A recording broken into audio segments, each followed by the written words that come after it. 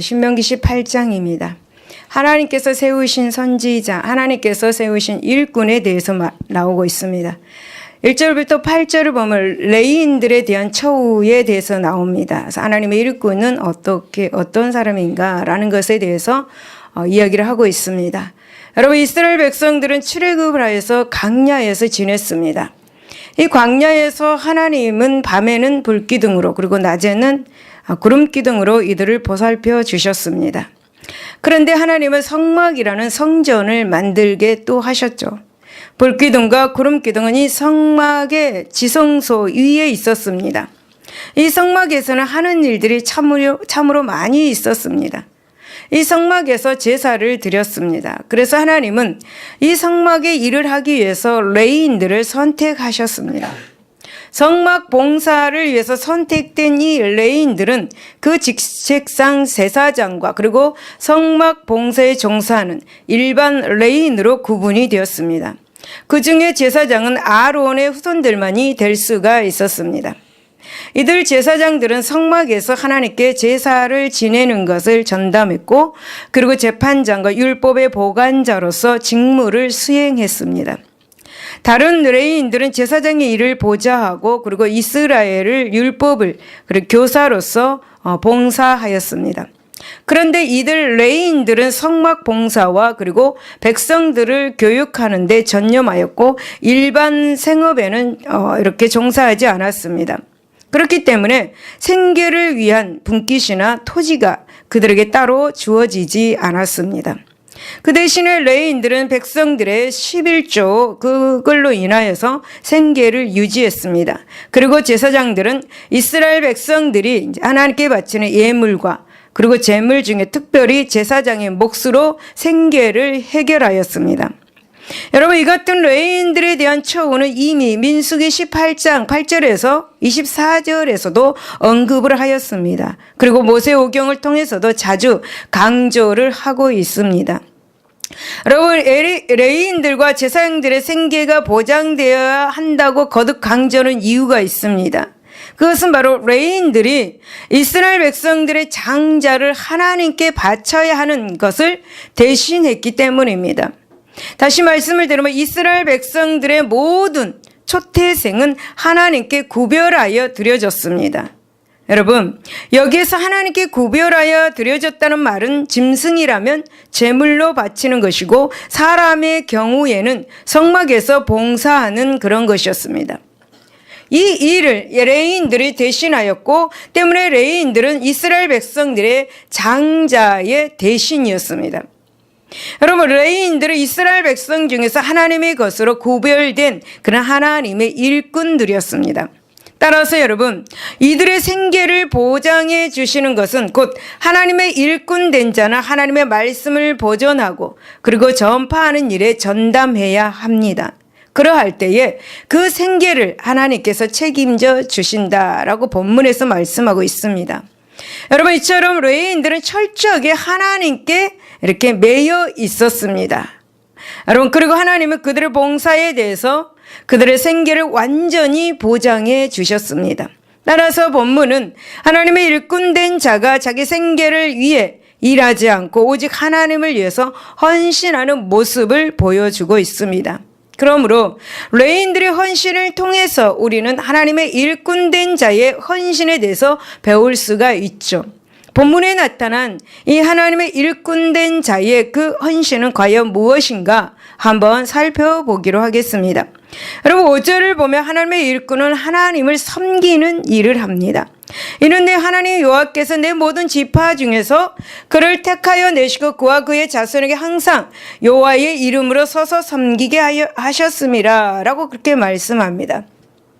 여러분, 제사장과 성전에서 봉사하는 이 레위인들은 하나님의 이름으로 서서 직분을 수행하였습니다. 그리고 레위인은 성막에서 봉사할 때 철저하게 하나님을 대신하여서 하나님의 권위에 의해서 섬겨야 했습니다. 여러분, 레위인들의 직분은 자기의 개인적인 명예를 누리고 자기를 과시하는 자리가 아닙니다.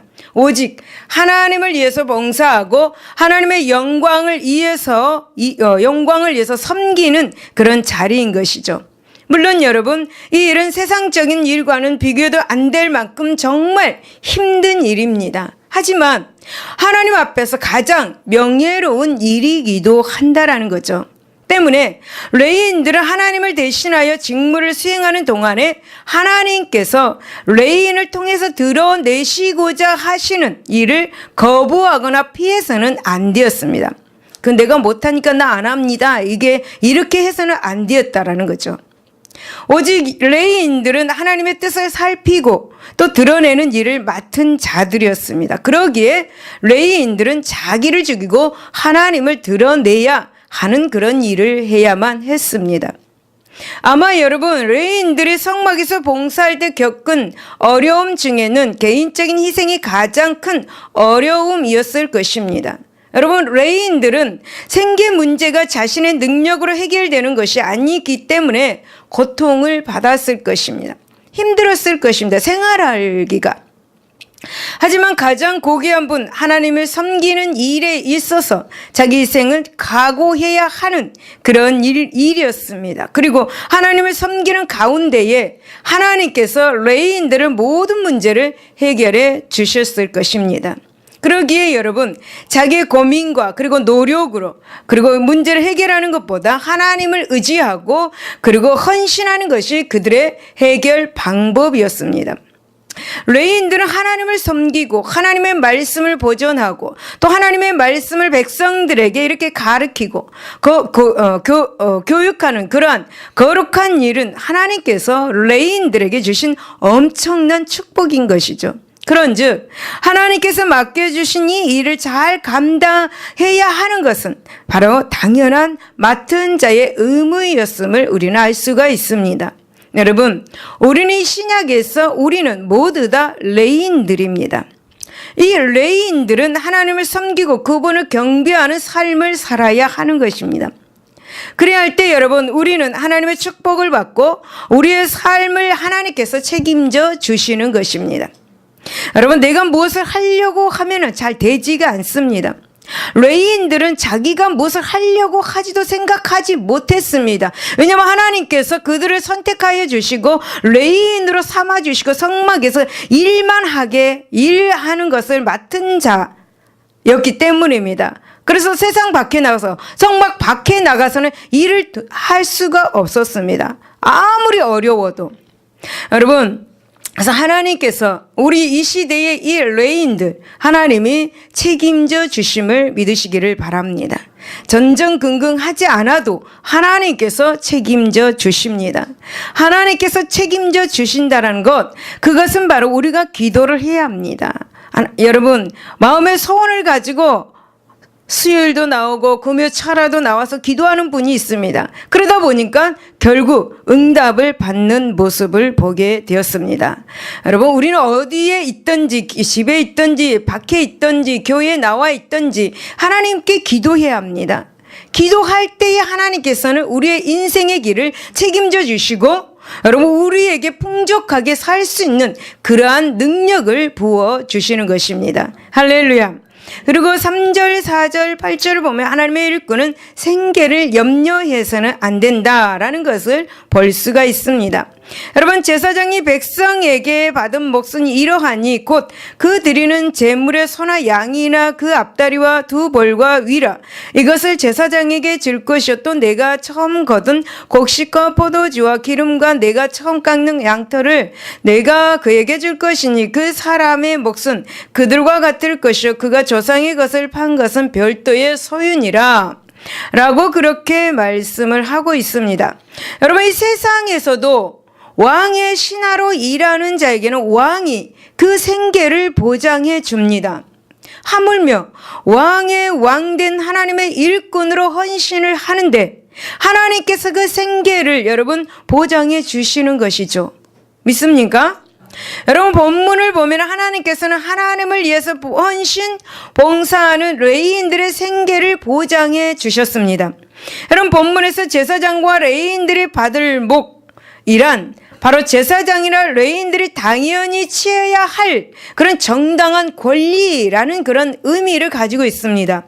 즉 레위인들은 이스라엘 장자를 대신하여서 하나님께 구별된 사람들입니다. 그러므로 이스라엘 백성들은 하나님의 것을 소출을 내어서 살기 위해서는 하나님의 것을 구분하여서 바쳐야 했습니다. 레위인들은 그들에게 할당된 분깃도 없었습니다. 토지나 짐승이나 그리고 어떤 재산도 없었습니다. 따라서 레위인들은 백성들이 하나님께 바친 이 11조를 생계 유지를 위한 최소한의 그런 생애 유지비로 사용을 하였습니다. 여러분, 하나님께 헌신 봉사하는 것만이 레위인들의 생계를 보장받을 수 있는 그런 유일한 길이었습니다. 그렇습니다, 여러분. 레위인들은 하나님 외에 의지할 것이 없습니다. 더욱 헌신할 수밖에 없었겠죠. 그리고 여러분, 그들의 헌신으로 하나님께서는 레위인들의 세상 걱정을 모두 해결해 주셨습니다. 할렐루야. 여러분, 우리는 이 신약의 레위인들입니다. 할렐루야. 여러분, 이처럼 하나님을 위한 봉사는 모든 문제 해결의 근원이신 하나님께 전적으로 매달리는 가장 확실한 해결 방법인 거죠. 매달린다는 것이 무엇입니까? 기도를 해야 한다라는 것입니다.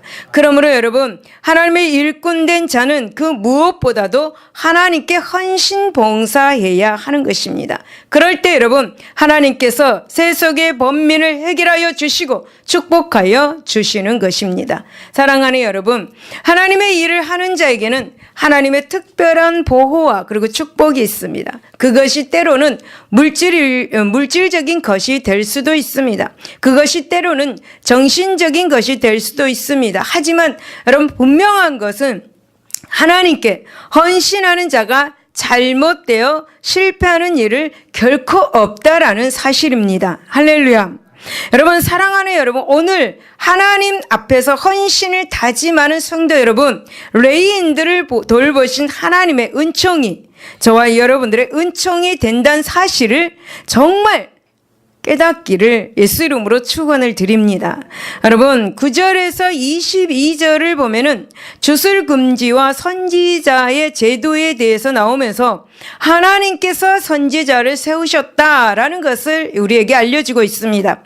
여러분, 이스라엘 백성들이 들어가려고 준비하는 가나안 땅은 예굽 못지않게 우상이 만연된 곳이었습니다.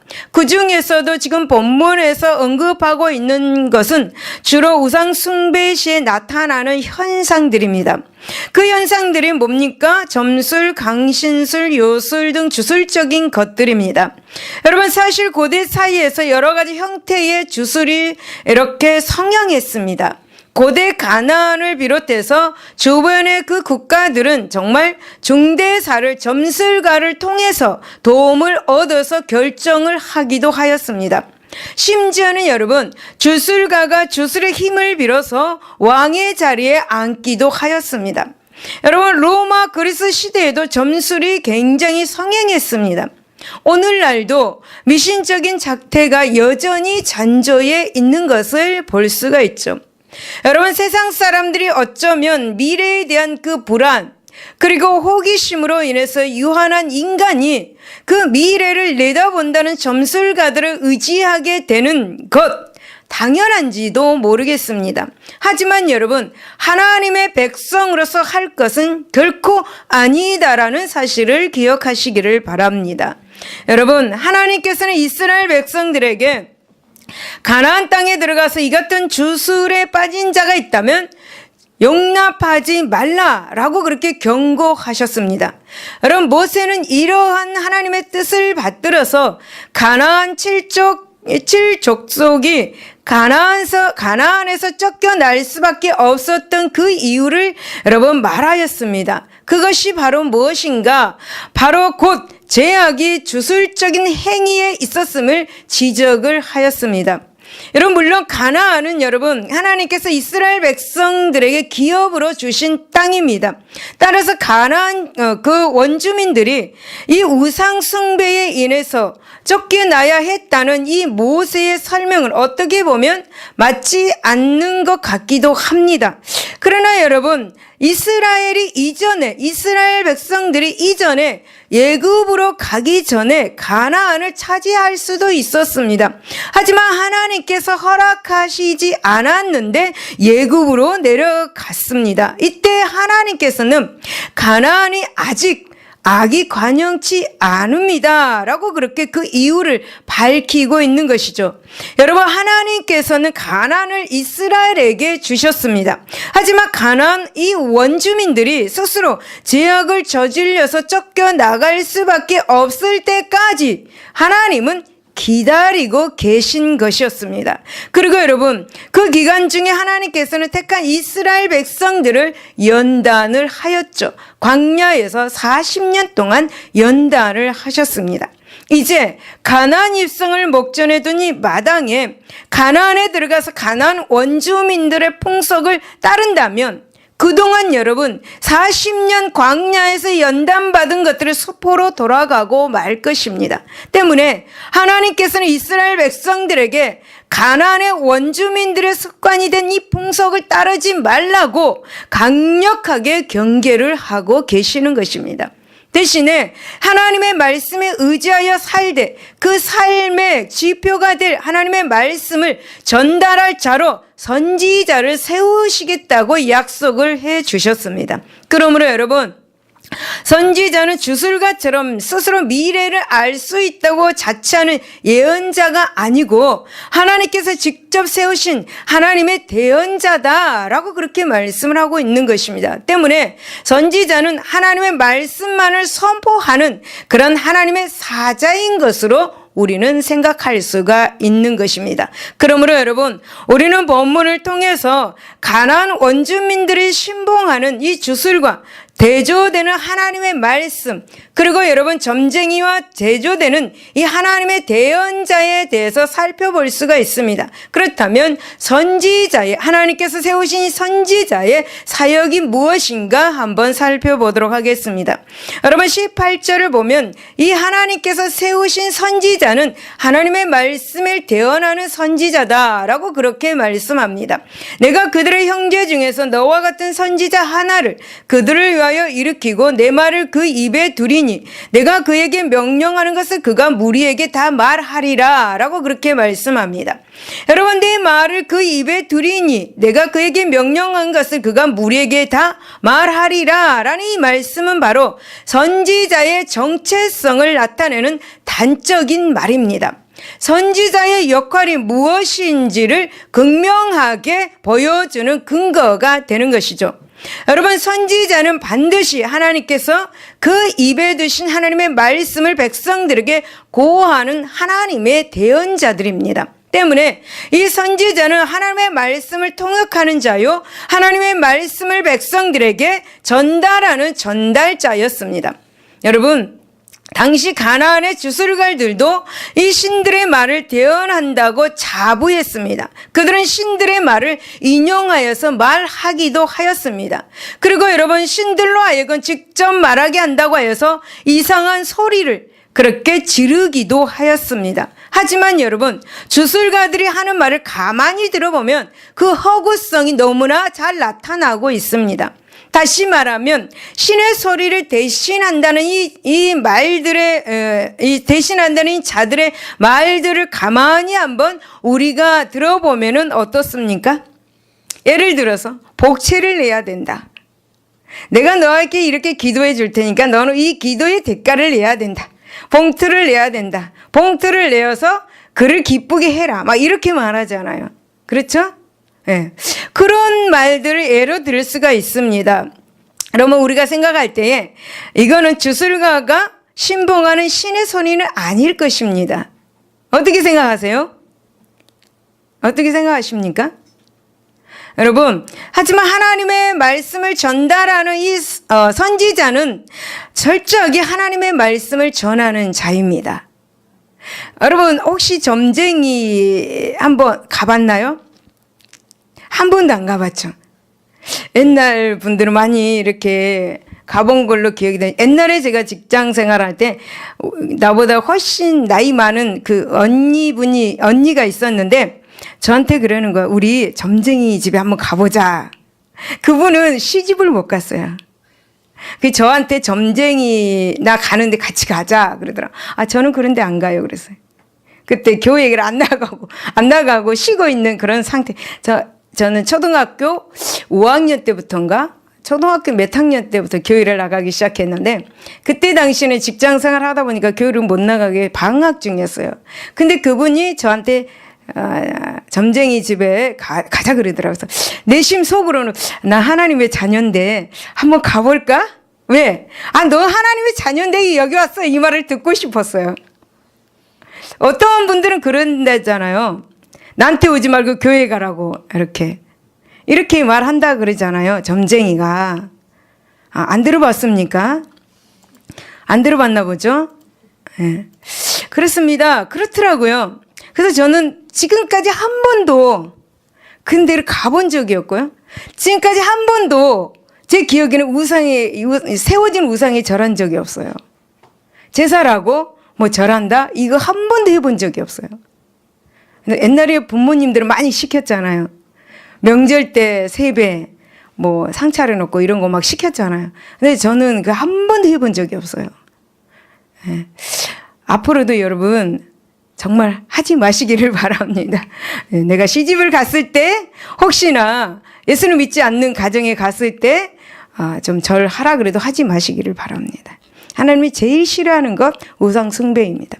지금 이 본문에서도 절대 그곳에 들어가면 우상 숭배하지 말라고 이 말씀을 하는 거예요. 한마디로 말하면 가나안 땅에 들어갔을 때 거기에 우상한테 절하지 말라는 거예요. 그걸 섬기지 말라는 거예요. 그러면서 막 이런 말 저런 말 계속 하고 계시는 거예요. 여러분 선지자는 하나님께서 시키면 축복을 하고 또 하나님께서 저주하라면 저주할 수밖에 없는 거예요. 하나님께서 저주하라 그랬는데 안 한다. 그럼 하나님의 명령을 거역하는 거예요. 축복하라고 그랬는데 축복을 안 한다. 그럼 하나님의 명령을 거역하는 거예요. 여러분 축복을 전할 때는 너무 즐겁습니다. 근데 뭐래요? 저주를 전할 때는 어떨까? 너무 싫죠. 저주를 내리고 싶지 않습니다. 선지자의 마음, 하나님의 종들의 마음은 축복만 해주기를 원해요. 근데 또 하나님은 또 경고하는 말씀도 또 주시죠. 근데 그런 말을 하기가 너무 어려워요. 힘들어요. 마음이 막 힘들어요. 여러분 그럼에도 불구하고 선지자는 하나님의 종들은 하나님의 말씀을 그대로 전달할 수밖에 없는 거예요. 하나님 말씀에 거역하면 죄가 되잖아요.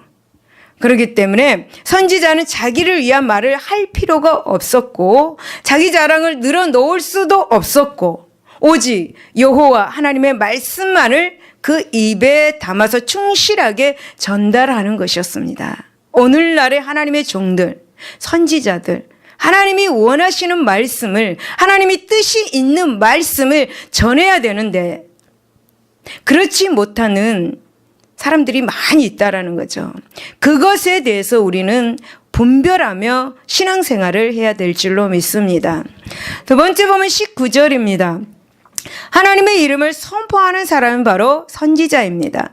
누구든지 내 이름으로 전하는 내 말을 듣지 아니한 자는 내게 벌을 받을 것이요 라고 그렇게 말씀합니다. 말씀이 딱 정답이 나와 있습니다. 여러분 여기서 내 이름으로 전하는 내 말, 이 말이 뭐냐? 선지자의 권위가 오직 여호와 하나님의 이름에서 나온다라는 그런 말입니다. 즉 선지자의 선포는 하나님께서 직접 주신 말씀이고 그 말씀의 신실함은 여호와 하나님의 이름이 보증한다라는 그런 의미를 가지고 있습니다. 여호와 하나님의 이름은 나는 스스로 있는 자라고 그렇게 출애굽기 4장 14절에서 그렇게 말씀으로 분명하게 말씀하고 있습니다. 이처럼 여러분 피조된 세상과 달리 홀로 세상을 주관하시는 절대 주권자임을 분명하게 보여주고 있는 본문의 말씀입니다. 즉 여호와 하나님의 이름은 곧 우주 만물을 지으시고 섭리하시는 하나님의 사역과 그 권위를 드러내는 말입니다. 그런데 선지자는 여호와 하나님의 이름으로 말씀을 선포합니다. 여러분, 선지자의 말은 하나님께서 보증하시는 하나님의 말씀인 것을 기억하시기를 바랍니다. 그러므로 여러분, 선지자의 말은 하나님의 권위를 지니는 말이다. 하나님의 권위를 지닌 말이다. 여러분, 당시 복술가들은 자신들의 신봉하는 이 우상의 권위로 예언을 하였습니다. 하지만 여러분, 이들 술사의 이 예언은 자신의 말술의 힘을 빌어서 개인의 탐욕을 채우는 일에 사용되기도 하였습니다. 결국 이 주술가의 예언은 인간의 말에 불과하다라는 것입니다. 여러분, 하지만 하나님께서 세우신 이 선지자 하나님의 종들은 하나님의 말씀을 하나님의 거룩한 이름으로 전하는 사람들입니다. 하나님의 거룩한 이름이 보증하는 말씀, 또 하나님의 절대 권위가 함축된 예언인 것입니다. 따라서 이 선지자의 말을 믿지 않거나 거역하는 태도는 곧 하나님의 신실하심을 믿지 않는 것과 같았습니다. 그것은 곧 불순이고 곧 불신앙이었습니다. 여러분, 모세는 이를 경계함으로 하나님께서 세우신 선지자의 지도에 순종함으로 하나님의 거룩한 백성이 될 것을 권면하고 있는 본문이 바로 지금 우리가 읽었던 본문입니다. 여러분, 이처럼 하나님께서 세우신 선지자는 하나님의 말씀을 대언한 자고 하나님의 이름으로 선포하기 때문에 시련이나 자기 감정에 치우친 예언을 하지 않습니다. 이스라엘에 많은 선지자가 있습니다. 그 선지자가 그 좋은 예가 될 것입니다. 따라서 이 본문은 하나님으로부터 소명을 받은 자가 하나님의 일을 할 수 있음을 분명하게 이렇게 보여주고 있는 본문이죠. 그렇습니다, 여러분. 하나님께서는 하나님의 이름으로 말씀을 전달하는 자는 선지자로 세우십니다. 하나님의 이름으로 말씀을 전달하는 자를 하나님의 종으로 세우십니다. 그러므로 여러분, 선지자로 세움받는 자는 소명의식을 가지고 오직 하나님의 말씀을 백성들에게 전달하는 일에 충실해야 합니다.